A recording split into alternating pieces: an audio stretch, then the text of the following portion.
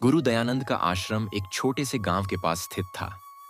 वहां गरीब और जरूरतमंद बच्चे शिक्षा ग्रहण करने आते थे। दयानंद जी का मानना था कि शिक्षा ही वह माध्यम है जिससे कोई भी व्यक्ति अपनी गरीबी और कठिनाइयों को दूर कर सकता है। उन्होंने अपनी पूरी जिंदगी शिष्यों को शिक्षित और प्रेरित करने के लिए समर्पित कर दी। आश्रम में कोई विशेष साधन नहीं थे। बच्चों को पढ़ाने के लिए केवल एक मिट्टी का कमरा, एक पुराना ब्लैक बोर्ड और कुछ लकड़ी की चौकियां थीं।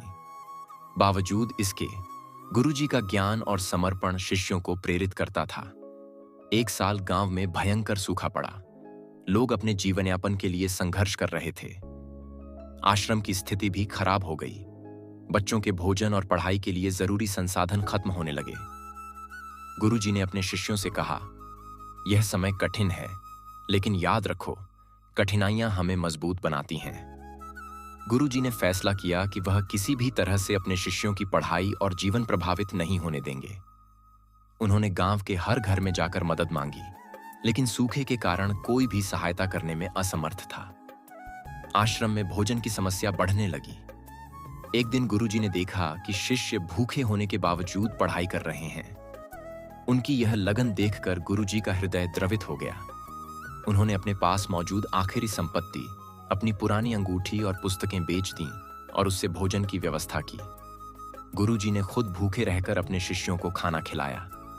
जब शिष्यों ने यह देखा तो उन्होंने कहा, गुरुजी, आप भी हमारे साथ भोजन करें।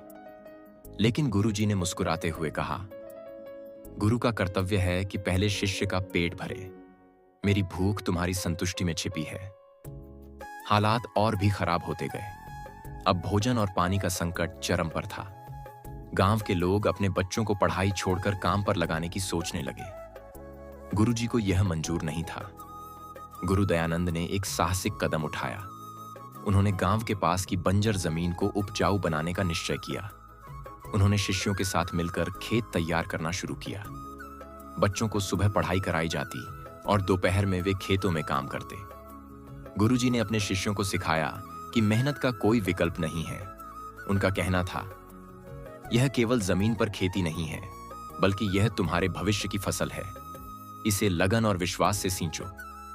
गुरुजी और शिष्यों की मेहनत रंग लाई। कुछ महीनों में जमीन उपजाऊ हो गई और वहां फसल उगने लगी। यह न केवल आश्रम बल्कि पूरे गांव के लिए उम्मीद की किरण बन गया। फसल बेचने से जो आमदनी हुई, उससे आश्रम की स्थिति सुधरने लगी। बच्चों को अब 2 समय का खाना मिलने लगा। गुरुजी ने इस सफलता का श्रेय अपने शिष्यों को दिया और कहा, यह तुम्हारी मेहनत का फल है। कठिनाइयों में भी सकारात्मक सोच रखनी चाहिए। गुरुजी के इस संघर्ष और त्याग ने शिष्यों को जीवन भर के लिए प्रेरित किया। उन्होंने न केवल शिक्षा दी, बल्कि यह भी सिखाया कि कठिन समय में हार मानने के बजाय समाधान ढूंढना चाहिए। एक दिन एक शिष्य ने गुरुजी से पूछा, गुरुजी, आपने हमारे लिए इतना त्याग क्यों किया? गुरुजी ने उत्तर दिया, शिक्षक का धर्म है कि वह अपने शिष्यों के भविष्य को संवारने के लिए सब कुछ करे। तुम सभी मेरी अमानत हो। तुम्हारी सफलता ही मेरा पुरस्कार है। गुरु दयानंद की शिक्षा और प्रेरणा से उनके शिष्य जीवन में सफल हुए।